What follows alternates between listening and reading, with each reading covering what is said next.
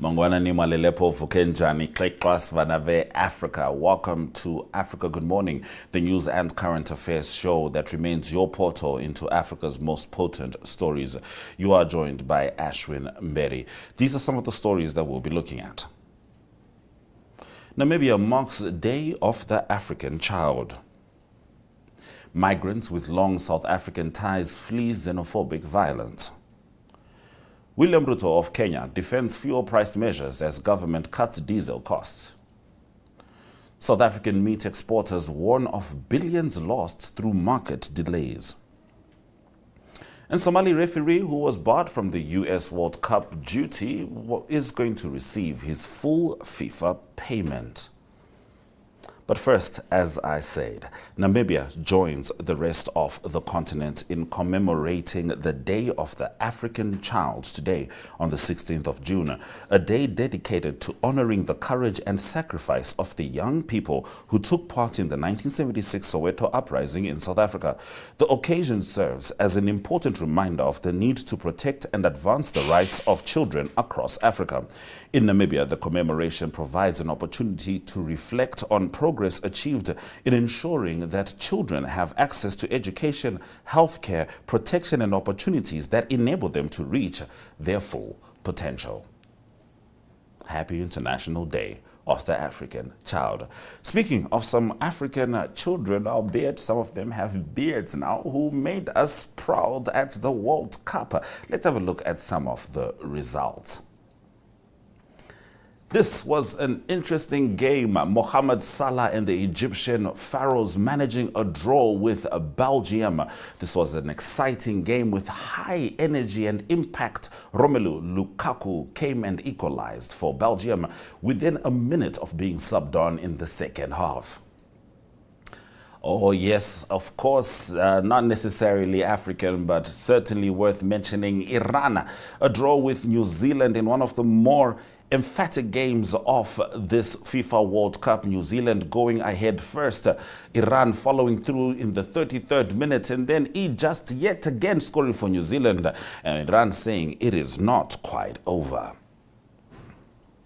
And of course, we have to talk about Cabo Verde, a country of just a small population managing a draw with the European champions, Spain. What an incredible feat that is, and we'll certainly be paying attention to them as the World Cup progresses. As we said, this is Africa Good Morning. We head into your top stories shortly. Namibia is a land of movement, with waves that never stop reaching forward. Here, adventure is not something we search for. It is something we are born into. In every corner of this country, creativity rises, from artists, from athletes, from dreamers. And when the world comes to explore Namibia, they discover something extraordinary. Because when sport moves people, creativity moves ideas, and tourism moves the world toward us. Something powerful happens. A platform where movement meets imagination, where industries connect, where opportunity grows, where Namibia's next chapter begins. Welcome to the Creative Sport Tourism Expo. Exhibit, partner, experience. Creative sport tourism.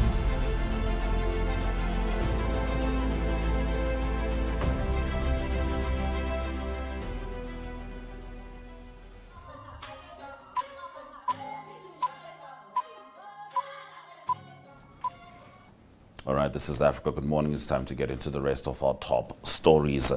When 33-year-old Princess Adeji opened her hair salon in downtown Durban, she had already spent most of her life in South Africa after moving from Ghana as a toddler. She completed her schooling in South Africa and has local friends and speaks isiZulu.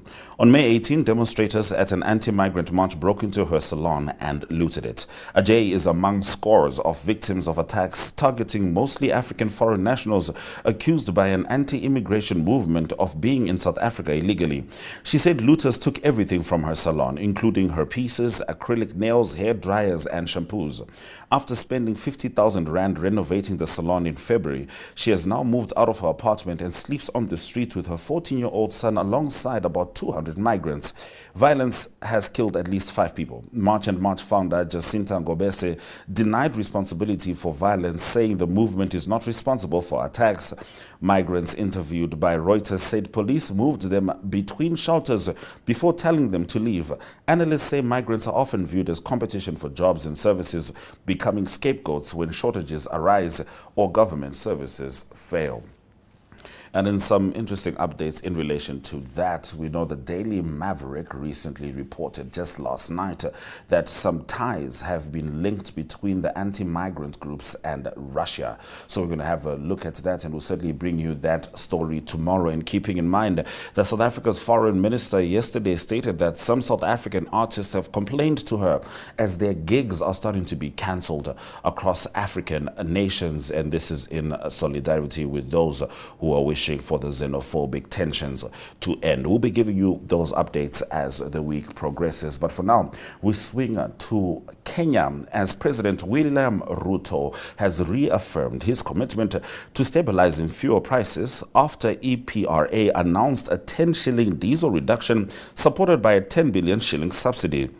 Speaking during a church service at Nkarusha Seventh-day Adventist Church in Kajiado County, Ruto said the government remains committed to moderating fuel prices and maintaining a stable supply of petroleum products despite escalating geopolitical tensions that have pushed up global crude oil prices. EPRA announced a 10 shilling per litre reduction in diesel prices, bringing the Nairobi pump price to 222.86 effective midnight. Super Petrol fell by 22 cents to 214.03 per litre, while kerosene remained unchanged at 191.38 shillings per litre.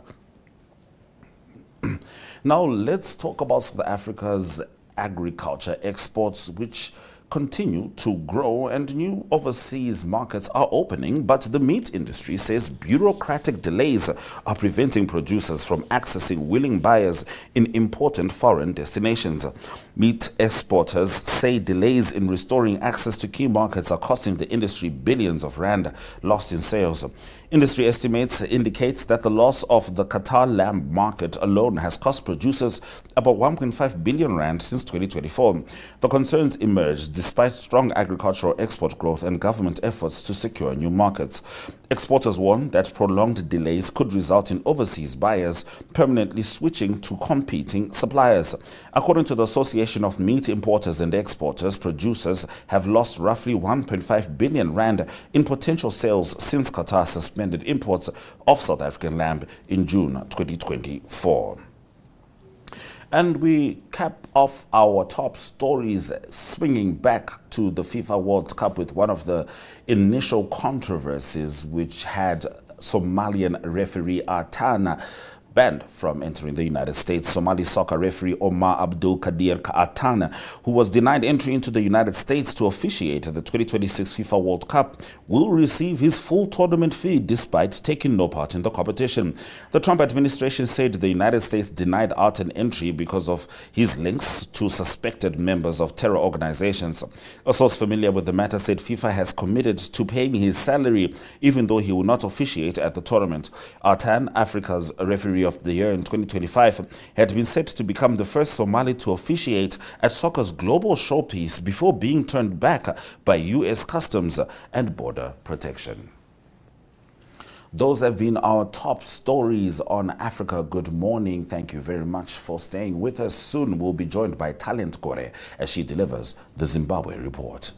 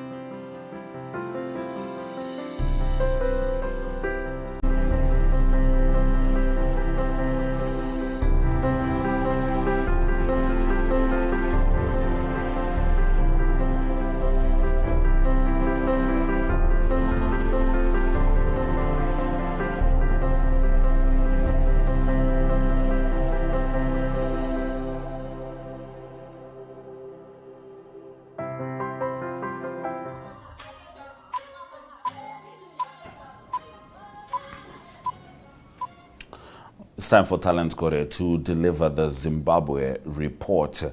Now, in Zimbabwe, the competition academically is very, very high, to the point that sometimes when people apply for university places at the University of Zimbabwe, they have to go back to grade 7 results to find the first B, because the competition is that high from A level to O level.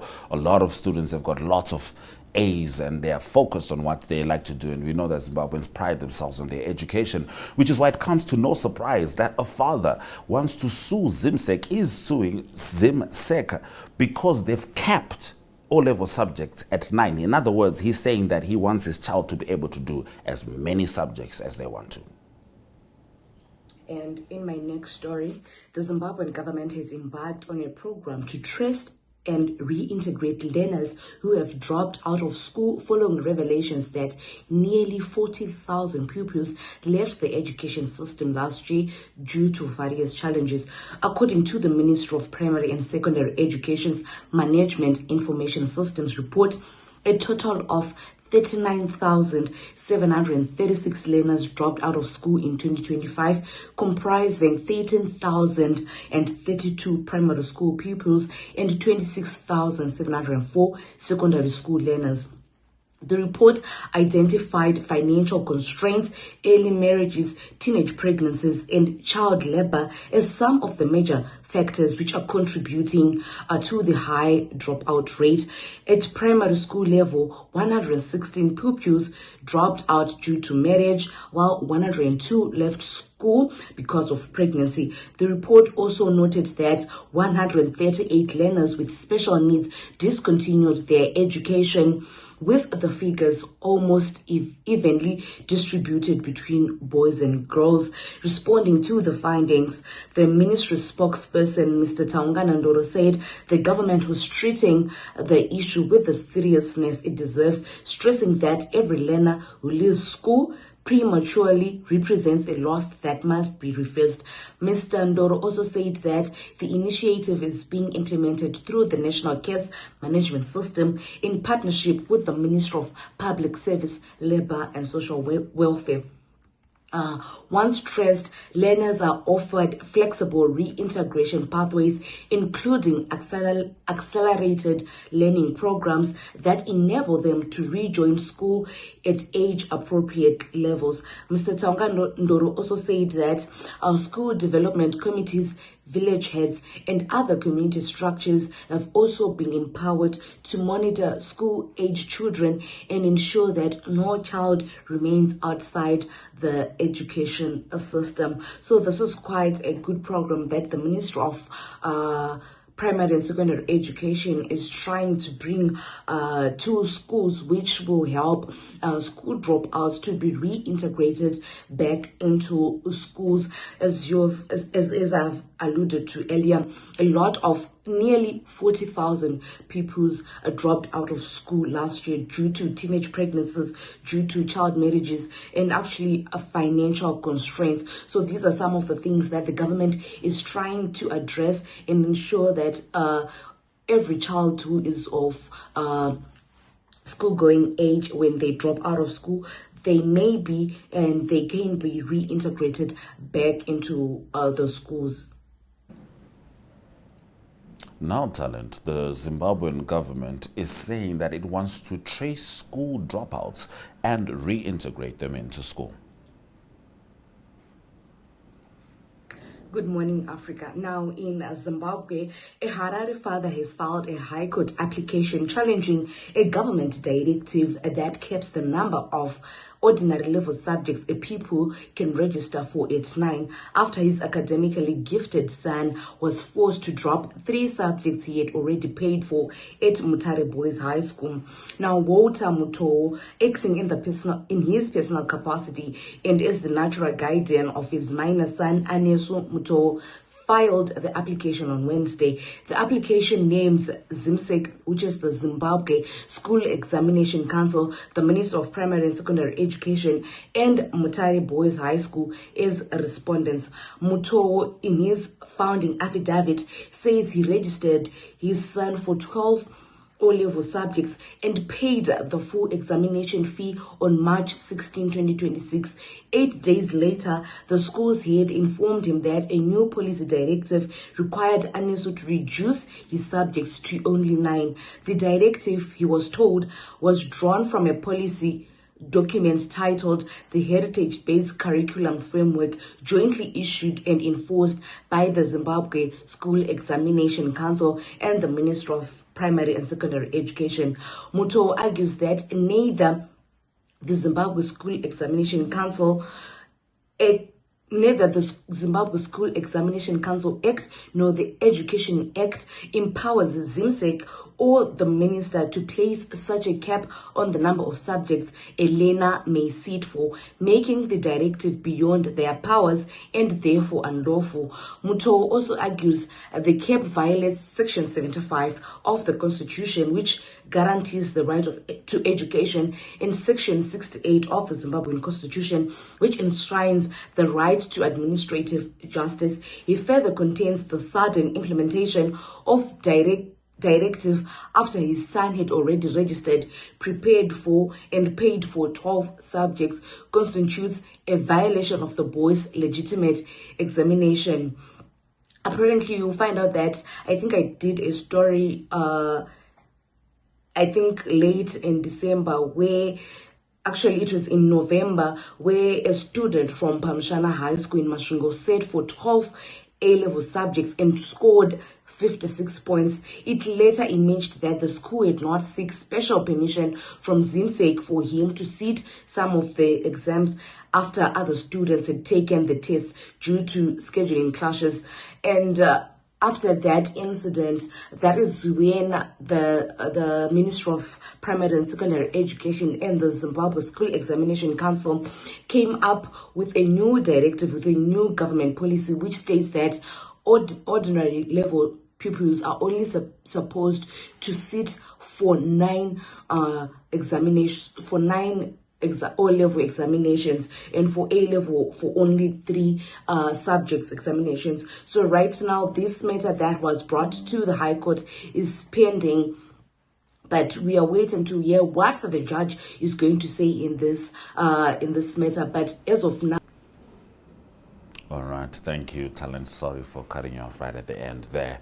This is still Africa. Good morning. Just before you get into the loss of your stories, Talent, and for the sake of time, we're going to go ahead and say goodbye already to our audience on DSTV 285, GOTV 25, oneup2.com, Network Media Hub, and NTVAFRIKA.MY.NA. Keep in mind, tonight it is France versus Senegal, and I trust all Africans are coming together for the AFCON champions. We certainly wish them all the best at that 9 p.m. game at the FIFA World Cup. Now, swinging back to Talent, we're talking about the Constitutional Amendment Bill number 3, which has passed Parliament stage and is heading to committee stage at this point. This is after the parliamentary debate. Keeping in mind, this Constitutional Amendment Bill number 3 seeks to change the presidential term limits, enabling President Emmerson Mnangagwa to stay until 2030. As we say, Swera Zvakanaka. Here is Talent Gore.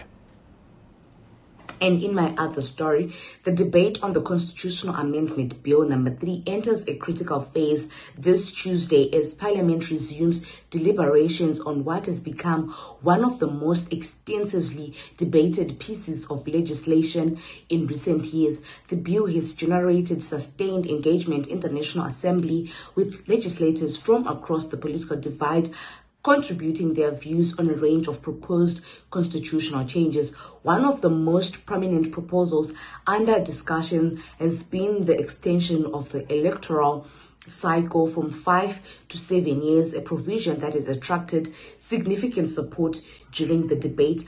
Other proposals that have gained traction include granting the president authority to appoint an additional 10 senators and introducing a parliamentary process for the election of the president.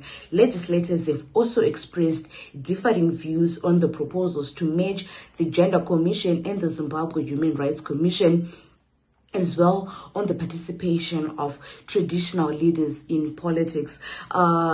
Right now, or before this, the introduction of the Constitutional Amendment Bill number 3, traditional leaders were supposed or are supposed to be partisan in Zimbabwean politics. But right now, the bill seeks to also include the participation of traditional leaders into politics. And as the debate enters its 7th day this Tuesday, more members of parliament are expected to take the floor before the House considers the next stage of the legislative process. Minister of Justice, Legal and Parliamentary Affairs, Honorable Ziyambi indicated that Parliament could move to the committee stage if the number of remaining contributors is limited. And he also said that from this Tuesday, they will allow those who still want to debate to do so. And once members of Parliament are satisfied, and all those who wish to contribute had their opportunity, Minister Ziyambi will deliver his response addressing the issues raised by members of Parliament. That will also pave the way for members of Parliament to move to the committee stage of the bill. And he said that it all depends on how the debate progresses today. Some honorable members are now repeating points that have already been raised, and the appetite for debate appears to be slowing down. He indicated that if all goes well, they may have fewer members of Parliament wishing to debate, allowing members of Parliament to proceed. However, the decision rests with those who still want to contribute. He says that they will assess the situation this Tuesday as to how many have been registered to debate, and if the number is small, they can move to the committee stage.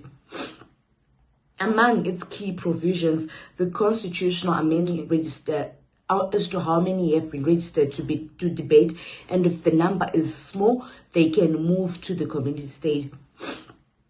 Among its key provisions, the Constitutional Amendment Number 3 bill proposes transferring responsibility for administering the voters' roll from the Zimbabwe Electoral Commission to the Registrar General's Office, while also providing the establishment of the Zimbabwe Electoral Delimitation Commission.